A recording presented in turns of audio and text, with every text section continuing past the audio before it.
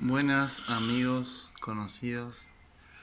En esta ocasión vamos a grabar al peor ronquido del mundo. Es las 5 menos 20 de la mañana. Vinieron a comer a casa unos amigos.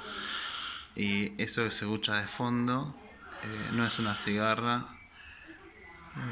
No es algo que se está tapando. Es un amigo que está roncando en el comedor, en el playroom.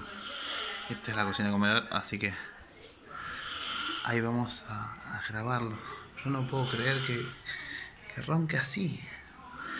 O sea, esto es una locura. Los dejo con él.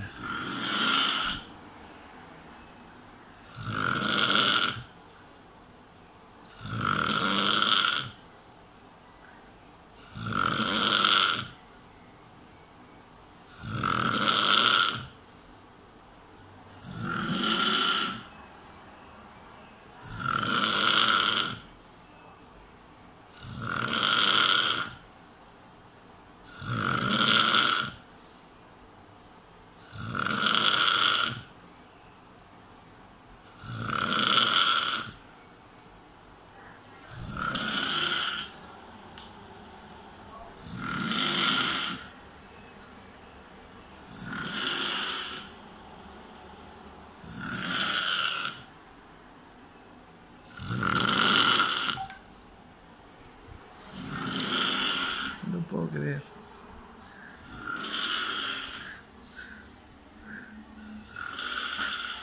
No puedo creer. No lo puedo creer.